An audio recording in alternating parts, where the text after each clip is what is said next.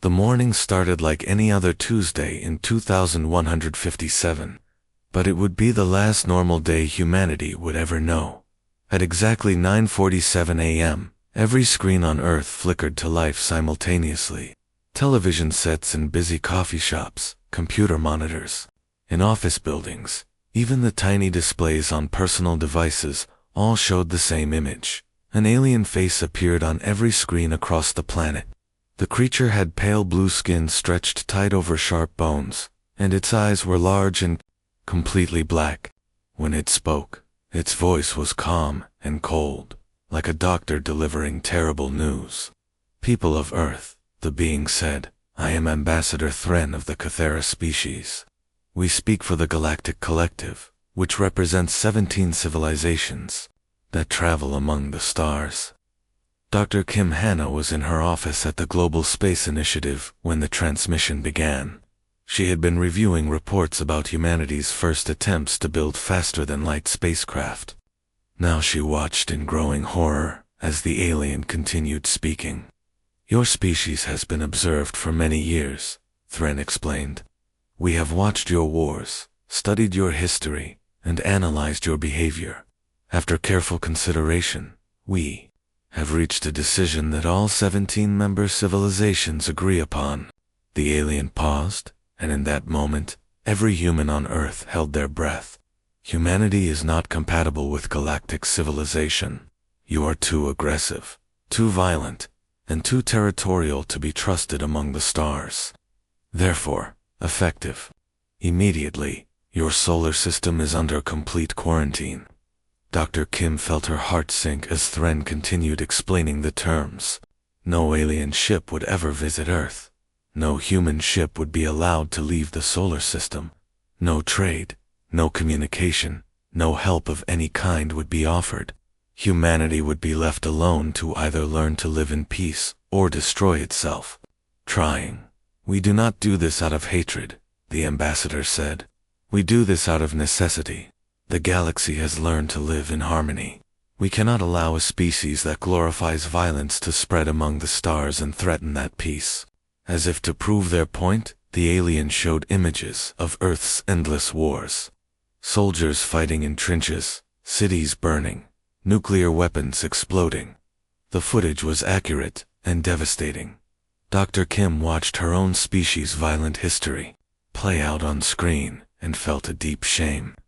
"Sentinel drones have already been positioned at the edge of your solar system," Thren continued. "These automated guardians will prevent any human vessel from leaving. Do not attempt to breach the barrier. The drones will destroy any ship that tries." The transmission ended as suddenly as it had begun. Every screen went dark, leaving billions of humans staring at their own reflections in blank displays. In the hours that followed, Earth's governments tried everything. They sent radio signals into space, begging for another chance to speak with the aliens. They launched rockets toward the edge of the solar system, hoping to make contact with the Sentinel drones. They offered to share Earth's resources, its art, its music, anything that might prove humanity deserved a place among the stars. But the galaxy remained silent. Dr. Kim spent the next few days in emergency meetings with world leaders. Everyone had the same questions, but no one had answers. How advanced was this galactic collective? How long had they been watching Earth? Was there any way to change their minds? The answer to that last question came 3 weeks later, when Earth's most powerful radio telescope detected something at the edge of the solar system. The Sentinel drones were massive, each one the size of a city block. They hung in space like sleeping giants, but their sensors never stopped scanning for human ships.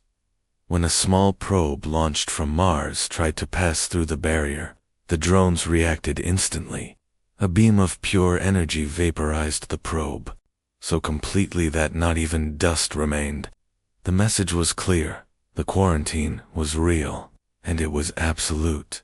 But in the deep research facilities beneath Antarctica, something unexpected was happening. Dr. Kim had gathered Earth's brightest scientists and engineers in a secret project. They were studying the energy signature from the drone attack, analyzing every piece of data they could gather about the alien technology. "Look at this," said Dr. Park Min-ho, one of the lead physicists. He pointed to readings on his screen. "The energy beam follows patterns we've never seen before.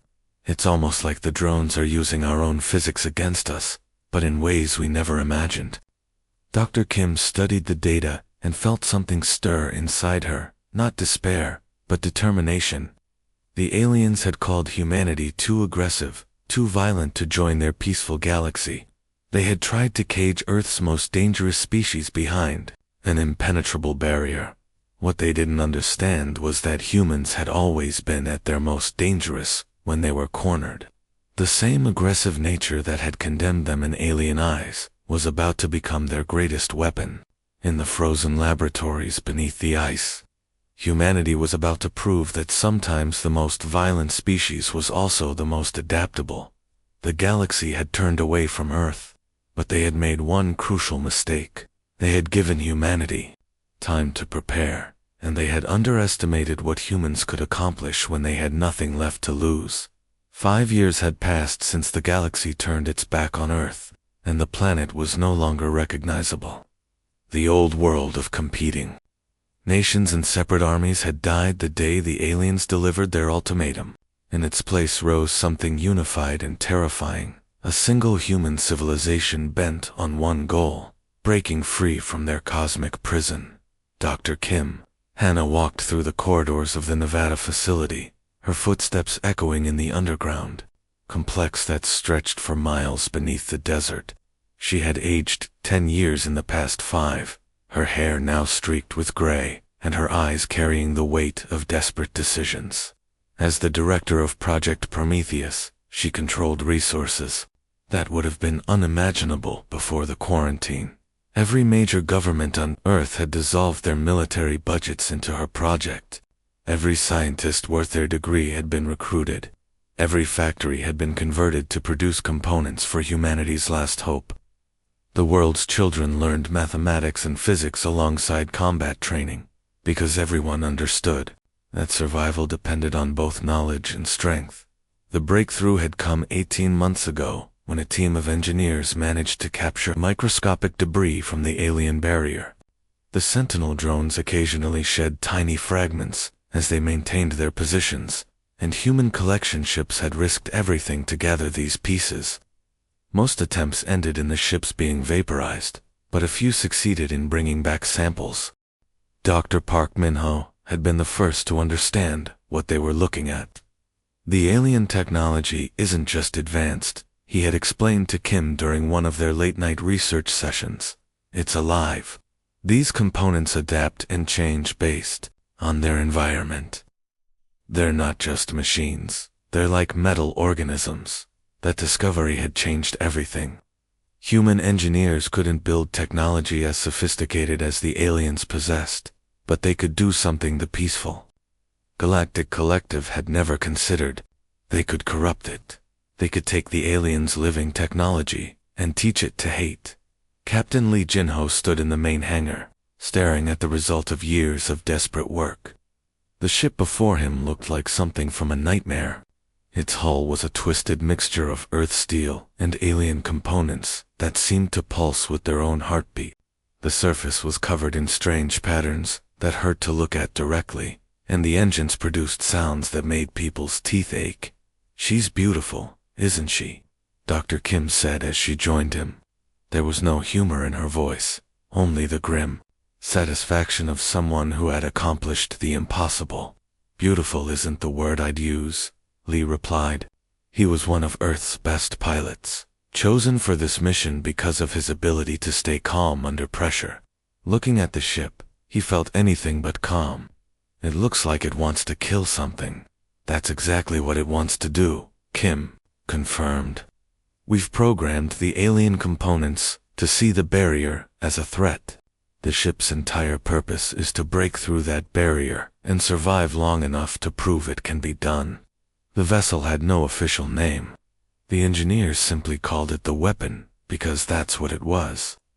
Every system had been designed with one purpose: to punch through the alien quarantine. and show the galaxy that humanity could not be caged. Lieutenant Park Mina approached them, wearing the specially designed flight suit that would keep her alive inside the ship's chaotic interior. She was young, barely 25, but her eyes held the same determination that had driven humanity to build this monstrosity. "The ship's ready," she reported. "All systems are showing green, or at least what we think is green. Half the instruments show readings we don't understand." Dr. Kim placed a hand on the young pilot's shoulder. "Remember, you don't need to understand the ship. You just need to survive long enough to get through the barrier. The alien components will handle the rest." The next 3 days passed in a blur of final preparations. The ship's launch had to be timed perfectly to avoid the Sentinel drone's strongest sensor sweeps. Even then, the chances of success were terrible. Computer models gave the mission a 40% chance of breaking through the barrier, and less than 20% chance of the pilot surviving the attempt. But Park Mina had volunteered anyway, just like hundreds of other pilots who had applied for the mission. They all understood what was at stake. If this failed, humanity might never get another chance to prove they could not be contained.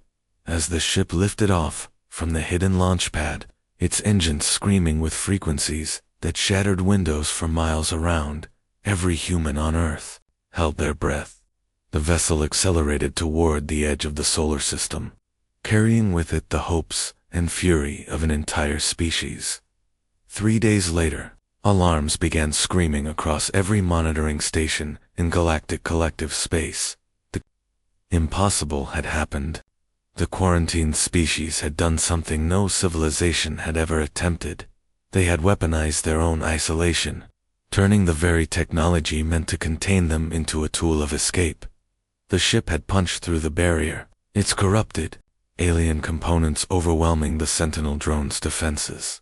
For the first time in 5 years, a human vessel flew free among the stars, and the galaxy would never be the same. The news of the barrier breach reached the galactic collective within hours. Admiral Kess received the emergency transmission while his fleet was patrolling the peaceful Andorian trade routes. The message was simple and terrifying. The quarantined humans had somehow escaped their solar system. "Impossible," Kess muttered, his forearms working frantically over his command console. The Cathara admiral had lived for 3 centuries and had never seen a quarantine breach.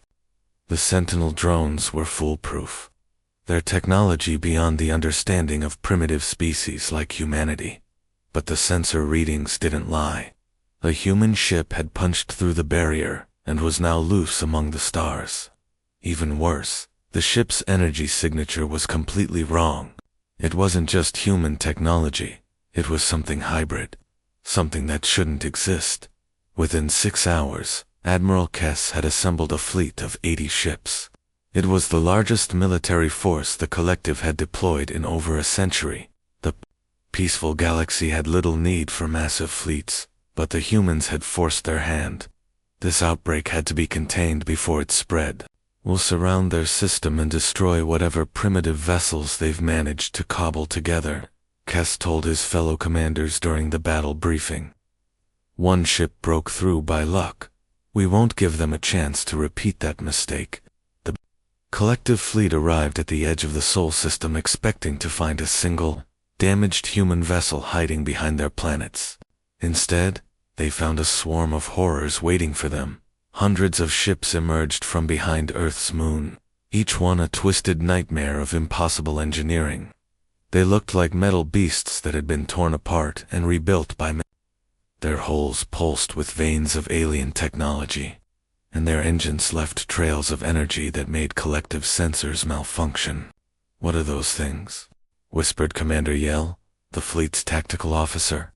Her species had evolved from peaceful herbivores, and the sight of the human ships triggered every instinct that told her to run.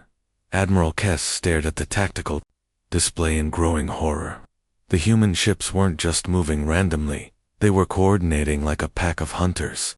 Their formation made no sense according to civilized warfare, but it was clearly deliberate.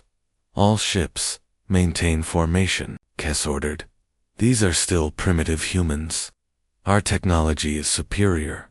We'll destroy them systematically. The first exchange of fire proved him wrong. The collective ships opened up with their gravity weapons, beams of pure force that could tear apart mountains. The human vessels absorbed the hits, their hulls somehow bending and flowing like liquid metal. Then they fired back. The human weapons were insane. They fired projectiles that changed their properties mid-flight, adapting to whatever defenses they encountered. Energy shields that should have stopped the rounds found themselves suddenly useless as the projectiles shifted to different frequencies. Armor that had protected ships for centuries crumbled under weapons that learned how to hurt them. But it was the human tactics that truly horrified the collective commanders. When one human ship lost its main engines, it didn't retreat or call for help. Instead, it aimed itself at the nearest collective cruiser and accelerated using its backup thrusters. The collision destroyed both ships, but the humans seemed to consider this a victory. "They're using their own ships as weapons," Commander Yell reported, her voice shaking. "They're ramming our vessels deliberately." Another human ship, its hull torn open and venting atmosphere, turned toward a collective battleship and overloaded its power core. The explosion consumed both vessels, but not before the human ship's crew had fired every weapon they possessed into the enemy's command section. Admiral Kess watched in sick fascination as his carefully organized fleet began to fall apart. The humans fought like wild animals, using tactics that no civilized species would consider. They had no regard for their own lives, no concept of honorable surrender. They seemed to view their own crews as expendable resources. "Sir, we need to retreat," Yell urged. "Half our fleet is already destroyed, and the humans are adapting faster than we can respond." But retreat was impossible. The human ships had somehow surrounded the collective fleet, using their impossible technology to move in ways that violated the laws of physics. They appeared and disappeared like ghosts, striking from unexpected angles and vanishing before return fire could find them. The worst part was watching the human technology evolve during the battle. Their ships learned from each hit they took, their hulls adapting to resist the same attack twice. Their weapons studied the collective's defenses and found new ways to overcome them with each shot. "They're not just fighting us," Kess realized, with growing dread. "They're learning from us. Every time we hit them, they get stronger." As the battle raged on, the awful truth became clear.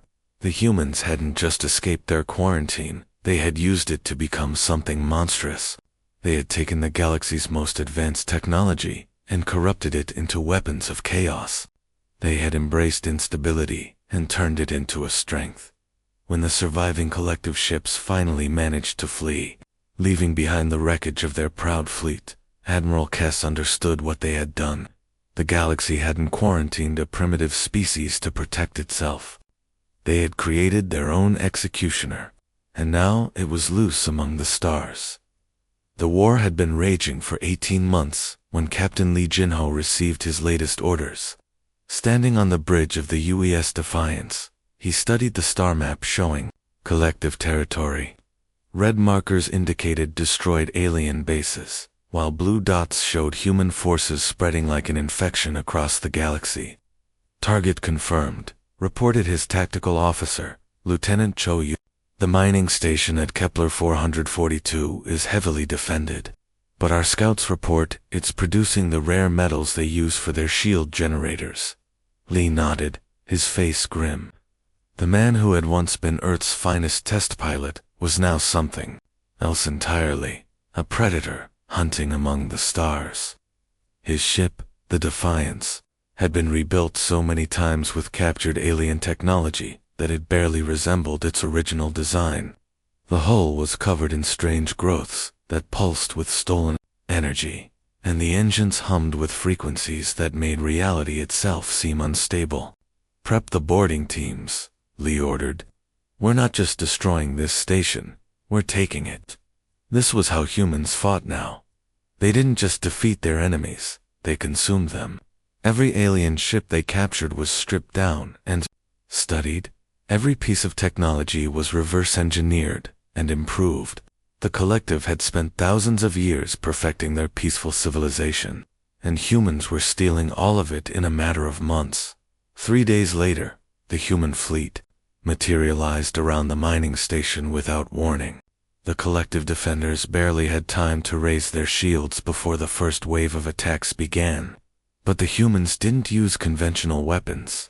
Instead, they fired specialized pods that attached to the station's hull like parasites.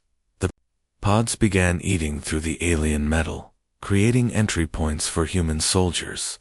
But these weren't the same humans who had been quarantined 5 years ago. Dr. Kim Hanna's bioengineering programs had changed them into something new. The soldiers who poured through the breaches could survive in hard vacuum, their modified bodies needing no oxygen or pressure suits. "Resistance is minimal," reported Sergeant Park Do-yoon from inside the station. His voice was distorted by the breathing apparatus that allowed him to process the station's alien atmosphere. "The defenders are falling back to the core section."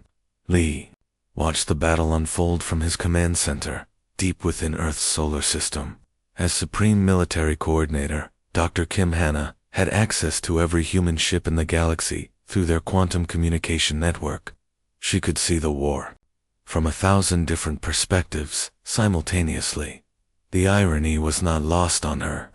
The galaxy had quarantined humanity for being too aggressive, but in doing so, they had given Earth the time and motivation to become something far worse. The humans who now fought among the stars were no longer the same species that had been condemned. They were something new, something that had been forged in the fires of isolation and rage. "Ma'am," called out her intelligence officer, "we're receiving reports from the Vega system. The collective's 12th fleet has abandoned their positions and is retreating toward the core worlds." Kim studied the tactical display, watching as another piece of the collective's defenses crumbled. The aliens still had superior numbers and technology, but they were fighting the wrong kind of war. They tried to minimize casualties and preserve their infrastructure. Humans had no such concerns. When the collective tried to make a stand at the Arcturus shipyards, human forces didn't just destroy the facilities, they turned them into weapons. The massive construction platforms were overloaded and launched at nearby planets, their destruction creating debris fields that would make the systems uninhabitable for centuries. The aliens, artificial intelligence systems, designed to optimize efficiency and reduce conflict, found themselves completely outmatched by human AIs that had been programmed with one simple directive: win at any cost. The human machines learned to hate with a passion that made them more dangerous than any weapon their creators had ever imagined. Captain Lee received his final orders as the human fleet approached the collective's capital system. The alien homeworld was protected by their last great fleet, over 300 ships arranged in perfect, defensive formations around their most precious planet. "They're still trying to fight a civilized war," Lee said as he studied the enemy positions. "Look at those formations. They are beautiful, precise, and completely useless against us." The final battle began when the human fleet didn't arrive where the collective expected. Instead of appearing at the edge of the system for a traditional engagement, human ships materialized throughout the defensive grid. They had learned to corrupt the aliens faster than light technology, allowing them to appear anywhere they chose. The collective's perfect formations became death traps as human ships emerged inside their own lines. The aliens tried to retreat into organized defensive positions, but humans had no interest in organized warfare. They fought like a virus, infecting every part of the enemy fleet simultaneously. Admiral Kess, commanding the collective's final stand, watched his civilization's last hope crumble in real. The humans didn't just want to win, they wanted to ensure that their enemies could never threaten them again. They were rewriting the very concept of what warfare could be, as the capital world's shields began to fail under the human assault. The awful truth became clear. The galaxy had created exactly what it had feared most, a species so aggressive and adaptable that it could not be stopped by any civilized force. The battle for Centralis began on a cold morning in the galaxy's heart, where the collective's most beautiful world orbited a golden sun. For 6 days, the skies burned with the light of weapons that had never been meant to exist. When the silence finally came, nothing would ever be the same. Captain Lee Jinho stood on the observation deck of his flagship, watching the last collective defense station crumble into space dust. His reflection in the reinforced glass showed a man who had changed beyond recognition. Half his face was covered in strange markings that pulsed with alien energy, and his eyes had taken on a metallic sheen that came from years of exposure to corrupted technology. "Sir, the planetary shields are down," reported his communications officer. "The collective government is requesting permission to surrender." Lee nodded slowly. Around him, the bridge crew worked with mechanical precision, but they too had changed. Some had grown extra limbs to better interface with the hybrid technology. Others had modified their nervous systems to process information faster than any baseline human could manage. They were still human, but they were also something else. Now, the surrender ceremony took place in the ruins of what had once been the galaxy's greatest city. Magnificent spires that had stood for thousands of years lay broken and smoking. The streets were littered with debris from ships that had fallen from the burning sky. Human soldiers patrolled the wreckage, their modified bodies moving with inhuman grace. Ambassador Thren walked slowly toward the human delegation, his ancient frame supported by a walking stick. The same alien who had delivered the quarantine message 6 years ago now looked far older, his pale blue skin marked with lines of exhaustion and defeat. "You have proven us wrong," Thren said, his voice carrying the weight of a broken civilization. "We thought you were too aggressive for our peaceful galaxy. We were mistaken. You are not too aggressive for our civilization. You are too aggressive for any civilization."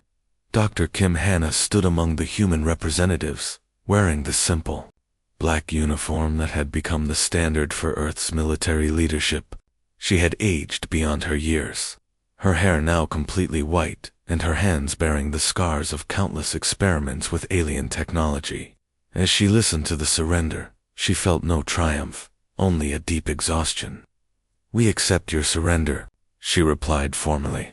"The collective's military forces will be disbanded. Your technology will be studied and integrated into human systems. Your worlds will be governed according to human law." The words sounded hollow even to her own ears. They had won, but the cost was becoming clear with each passing day. The soldiers who had fought this war could never return to normal human society. The technology that had saved humanity had also transformed them into something that might be more dangerous than the threat they had defeated. Captain Lee received the final casualty reports that evening in his temporary headquarters.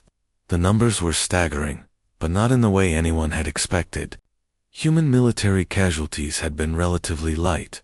Their adaptive technology and modified soldiers had given them overwhelming advantages. But the psychological casualties were enormous.